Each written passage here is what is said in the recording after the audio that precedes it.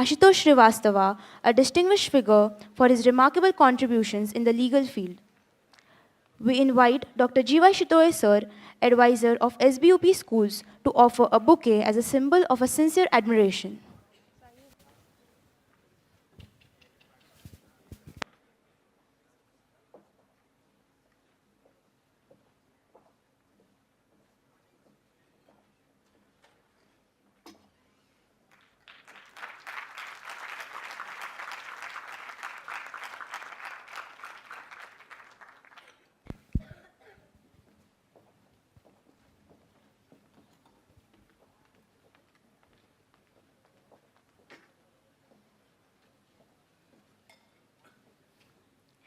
We are honored to welcome Advocate Aashutosh Srivastava, a dynamic in criminal law, known for his fearless advocacy in high-profile cases across India, and for representing the nation in international forums like the British Parliament, where he was conferred with the Mahatma Gandhi Samman.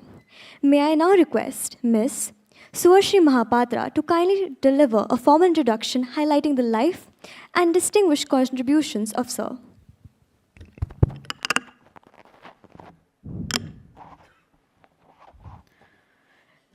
Good morning, everyone. It is said that when courage meets conviction and knowledge meets purpose, greatness is inevitable. Today, it is in our honor to welcome such a personality, a name that echoes within the corridors of justice, Advocate Aashutosh Srivastava. Advocate Aashutosh Srivastava, the founder of AA Associates Legal Consultants, is a prominent senior advocate at the Supreme Court of India. With a distinguished legal career that spans over 14 years, he has gained widespread recognition for his expertise in high-profile legal matters across multiple jurisdictions.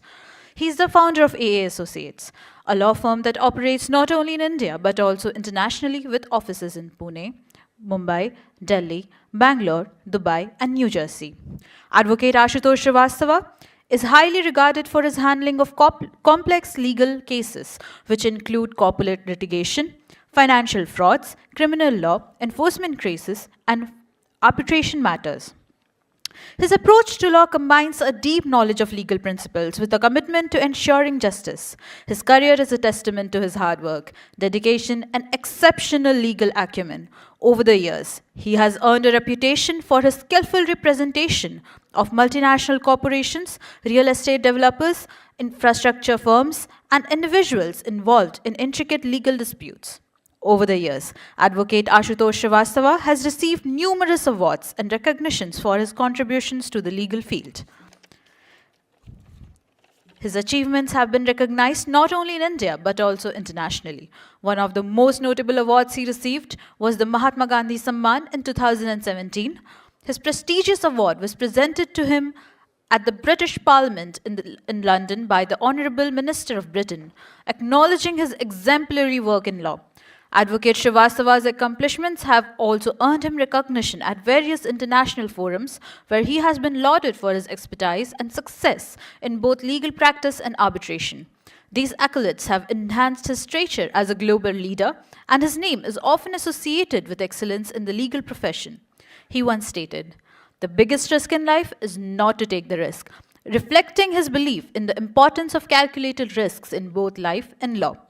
The mindset has shaped his approach to legal practice, which combines dedication, innovative thinking, and a strong sense of justice. Sir's legal journey is marked by hard-earned success, a strong commitment to justice, and an unyielding focus on delivering effective legal solutions to his clients.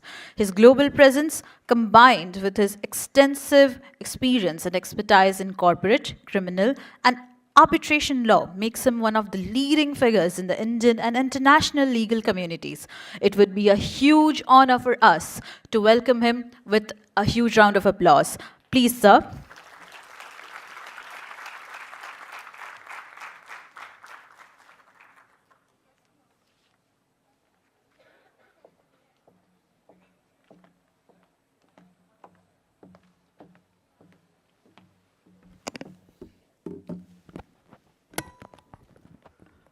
Very good morning to everyone.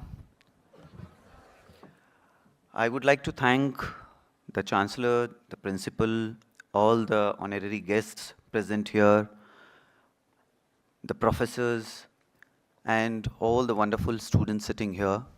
So, very warm welcome to all of you.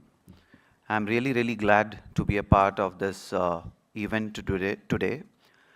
Uh, I would like to also, say that it's really an honor to be a part of such a great institution like Sri Balaji, and I'm very thankful for all the invitation, and also I feel that you are going to be, wonderful lawyers in future, considering the repute of this grand institution. And I know that Sri Bala Subramaniam was a great man who established this institute. And I wish you all the best and success which you will have in future. My friends, I had an opportunity to travel to The Hague, the International Court of Justice, which is there in Hague, Netherlands. And this is where I understood, you know, as to what is a lawyer. As my senior learned friend who explained the difference between advocate and lawyer. So I completely agree that one has to be a lawyer. And you know how this evolved, that even I was not knowing when I had a practice. I started my career when I was 18 years old, and I was doing my law, but I got many opportunities in different MNCs, and I was working for different work because that was my necessity also. And and it's been now 25 years I completed in my career, out of which 19 years into law. And many people, they say, because I'm always associated with all young people like you. So people ask me, you are too young to look like you have practiced this much. So I say long years back, I had decided not to cross 23. So I'm just maintaining that. And some days back only, I celebrated 25 years of my career at the age of 23. So all thanks to my young friends who keep me going. So before I come to the International Court of Justice, I would like to just say, as to start a legal practice is not that easy, but also not that tough. I remember when I started, I left all my work and I thought that now the time has come that I should start practicing. So I could get an office with some rental, whatever I had in my pocket. And I started. So it was like a small office with broken chair, broken table. So it took me many years, to make and to build everything the way I wanted. So now, as somebody explained about me and said that we have like many offices now, owned offices in India and also in abroad. So I think the dedication and hard work that really pays you well, and this is what it happened. So I remember when I started, I used to sit even till 4 a.m. in my office, and by 9 a.m. again back to my office after going home, taking shower, some rest, and back. So with the kind of dedication and hard work, everything is achievable and it can be achieved. Yes, everybody will have a different way of achievement. Everybody will have different situation in life, and you will have to choose the path, whatever is available to you. So it will be different for different people. That is for sure. There is no any formula to achieve anything or to be successful. It is just your own hard work, your mental ability, and also the dedication and your decisions what you make. And I have always been a believer of the fact that if you have to learn from the mistakes of others. If you try to learn from your own mistakes, the entire life will be too small to learn. So I have been following that only. Even though if you learn from the mistakes of others, there would be chances that you might make some mistakes. But that mistakes will be an additional experience for you, to proceed in life. So I was coming to this International Court of Justice. So there, if you go, any of you, you can go whenever you get opportunity. They have, a nice kind of a, they have made a place there which will explain you as to how it evolved, what is the importance of lawyer, what was how the lawyers got created. So the basic story was that, it was after basically the First World War, and we know that when there is any dispute between two countries, the only option they choose is to fight against each other. And whoever succeeds, you know, can claim whatever that country was claiming. And because of that, many of the soldiers used to die, their families used to suffer. Considering all these aspects, this was decided by some of the scholars that there should be, a court, international court, and there all these disputes should be referred, and it will be a peaceful way of settlement where the judges will take a call and will decide what is right, what is wrong, even though the international court is not having a power of even a magistrate. It cannot enforce its own orders. But yes, for the international respect, United Nations, all those countries which are part, they generally respect those orders. So basically, it was something where instead of using sharp weapons, you know, it was the skill of lawyers who should come in picture rather than using force, power, weapons. It was, converted into intellectual way of handling things. And all these warriors got converted to lawyers. So basically, now these warriors, they fight, but not with weapons, but with their skills, with their knowledge, and with their intellect.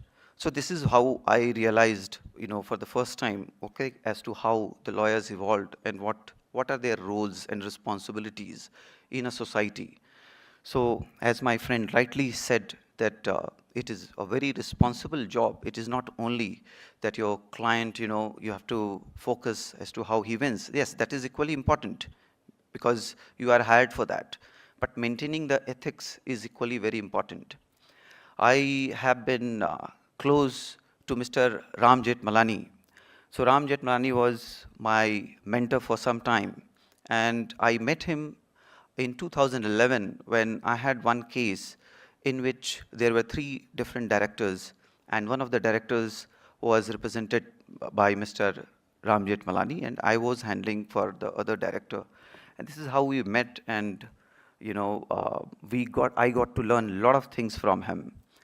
So once I remember I was traveling with him, and he asked me, Ashutosh, I never asked you, though we met in the court, but you tell me as to what is your practice. So I simply said, sir, I'm not as fortunate as you because to choose my cases, the cases choose me, so I practice, all different kind of cases. So he laughed at me and said, my son, soon the time will come when you will be choosing your cases and you concentrate on the criminal side more. I don't know why he said. And after that, I am getting most of the cases which are criminal in nature and doing well too. So I'm very thankful to his blessings. And to further, to learn, I used to meet him at 2 Akbar Road in Delhi, whenever I used to go to my office in Delhi. And once, Miss Lata Krishnamurthy, who was there, who's a practicing lawyer, so we were sitting at his residence, and she was telling me a story of Sri Ram Jethmalani ji when there was a case in Trichy. So it was a case where some Swami was, arrested or something, some allegations by a woman. So he was actually representing this Mr. Swami. So she told me that at that time we used to go to some Bangalore or Chennai, and from there we used to go by train, and in Trichy, one car used to pick us, and we used to go to the court. And while going, there were hundreds of, protesters, and they used to say, Ram, go back, like that. So that was very interesting for me to understand. So I said, then what was his reaction? No, nothing. He was sitting in the car, he was reading his brief. He was not bothered who all were standing there outside. And some years back, I learned this. Some years back, I got a case from one place called Muzaffarpur, which is in the state of Bihar. Now, if you go back and you can Google it. So there was a blast in a factory in Muzaffarpur, in the boiler. And many people died, actually, in this blast. Even their body parts were not traceable. It was such a big disaster and blast. So somehow, with some reference, my office was called up because the CMO, Chief Minister Office, had, given a tweet that we are taking actions against the factory owners. It was also tweeted from the PMO that the actions are being taken. And the FIR was registered against the directors of that particular noodle company it was. So it came to me, and the bail was obviously tough because it was covered by many of the news channels. You can see all the national news channels, they were showing that because of the negligence, because of this, because of that, many people died. And the directors of that factory, the company, should be punished as soon as possible. So this is what the narrative was made. So when it came, we took it, and I had to go there. We filed for the anticipatory bail of both the directors. The directors were basically husband and wife. So we filed it in Muzaffarpur. So when I went, we had some opinion from people, and they were very much negative. They said, no, these people should be hanged, because many people have died. They should be punished. Thereafter, there were many protests. As I said, I explained about that Trichy case. So there were protesters, thousands of people on road protesting, some political parties involved. So it was a difficult situation also. So it was during the time of pandemic when the courts had just started functioning. So we went with our team. And, the same court granted bail. Why it granted, I tell you now. As lawyer, now as I said, coming back to my learned friend who said, don't be advocate, be a lawyer. Now what does the law say in this situation? The law says, if you see, now we have BNSS, earlier it was CRPC, Criminal Procedure Code. Now if you see section 4 of CRPC, sorry if I'm going too technical, but I will try that you understand that. It says that to proceed in any criminal law, the technical issue has to be handled by the existing law. For instance, if there is any money laundering matter, obviously PMLA, Prevention of Money Laundering Act, will apply, the provisions of it. If it is any matter related to drugs, then NDPS will apply. Similarly, when there is a blast or any accident in a factory, the Factories Act will apply. Now what does the Factories Act 1948 say? It says that if there is any accident or any incidents in a factory, first of all, the state government has to appoint an inspector. This inspector will go and will inspect the factory and will find out as to what was the cause of such an accident. For instance, the blast in this case.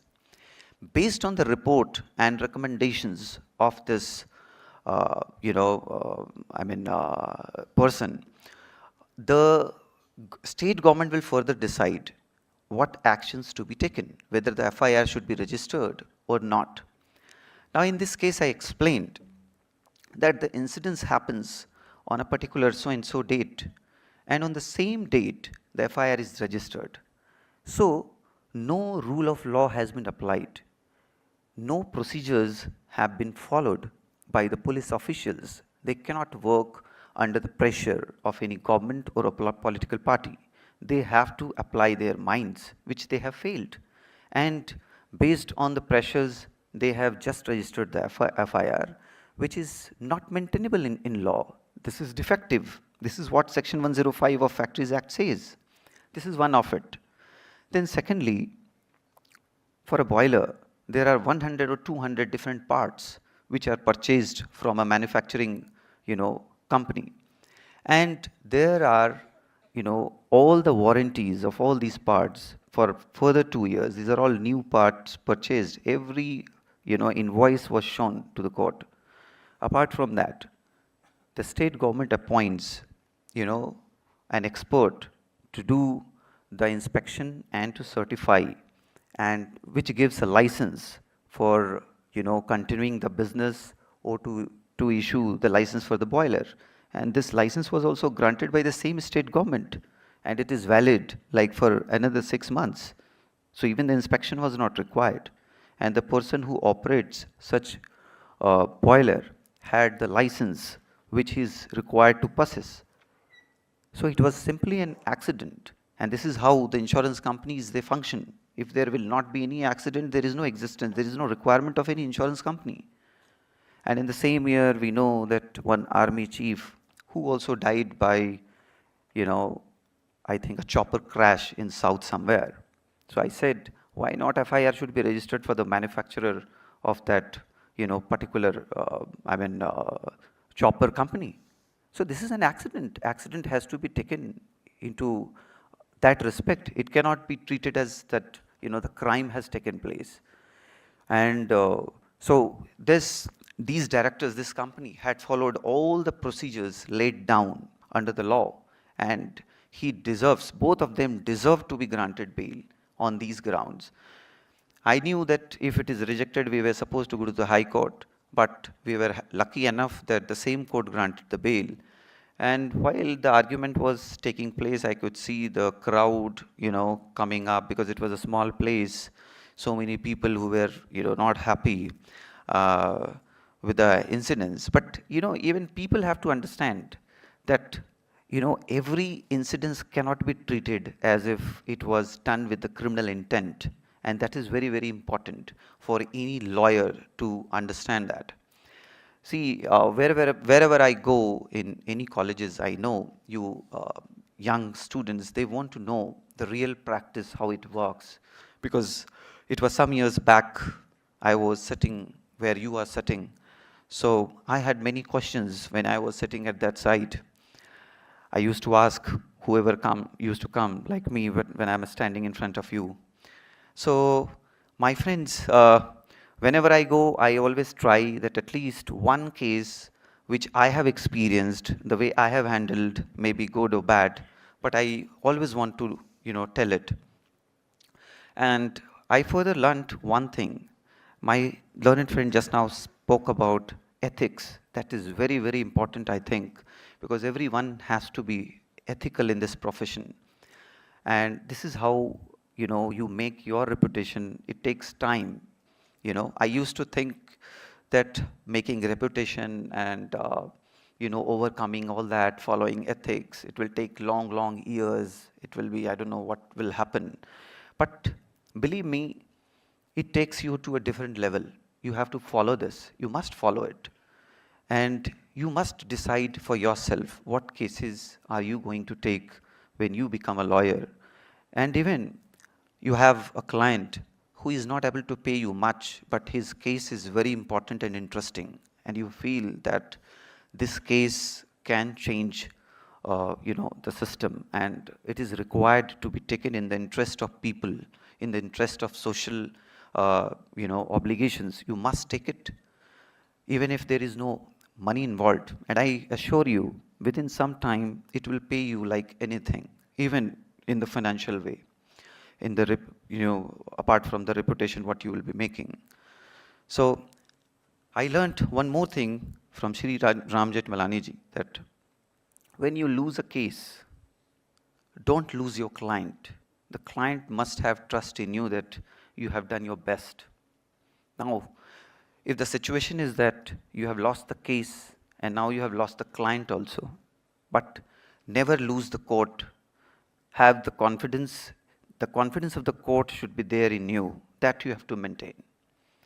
And the most important advice, like if you lose all three of them, you lost your case, you lost your client, you lost the court also, but never lose your conscience. That is very, very important to be successful in your profession.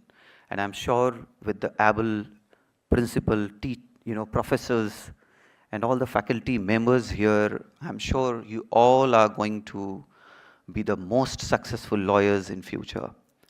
I think I will not take too much of a time from all of you because there are other also guests here waiting.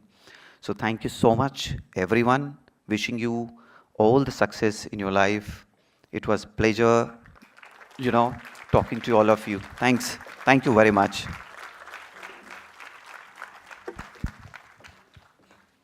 Thank you, sir, for your thought-provoking and enriching words. Your experience and advice will certainly